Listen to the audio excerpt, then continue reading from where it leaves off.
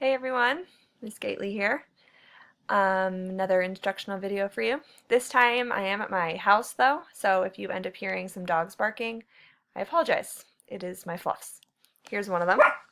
Oh, see, you already heard one.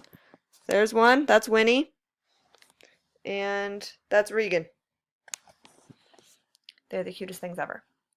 But they're very loud, so I apologize if they bark, which will probably happen.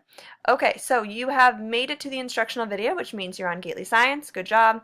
Now, if you are on the website and scrolling down, number 2, after watching this video, is to click on the PhET animation and complete the lab packet. Now, the lab packet will have a clickable link, but you will complete the paper version, so it's on the black table.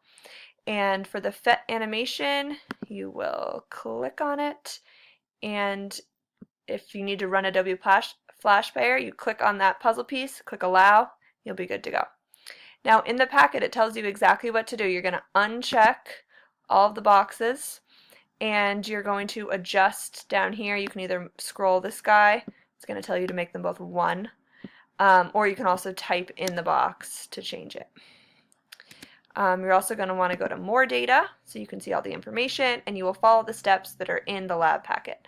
Now, it is tempting to press play so you can see what happens, which is totally fine, and you're welcome to play around with it, but for the lab, you actually don't have to press play until the end. So just click on More Data, and as you change this, for example, if I change this mass to 1, the other information in the box will change, and that's the information that you're supposed to record. So you're not going to press play as you go through the lab.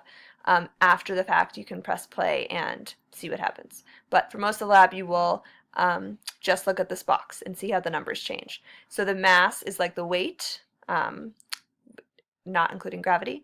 The position is where it is on the page. The velocity is how fast it's going. And the momentum has to do with both mass and velocity, which is what you're learning about in the lab. So go through that. It's pretty straightforward. It should not take very long.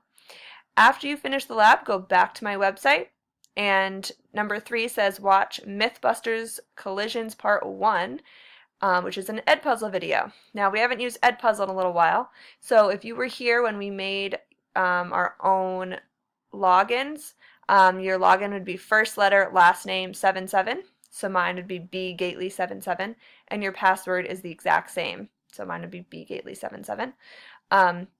If you want to sign in with Google, that's fine, and you don't have the codes are right here. So if you're new or whatever, the codes are right there. So if you need it, plug it in, watch the video, complete the video that says Mythbusters Collision Part 1. After you answer those questions, and you will be graded on them, so try your best, come back. Number 4 says watch Mythbusters Collisions Part 2 on YouTube here.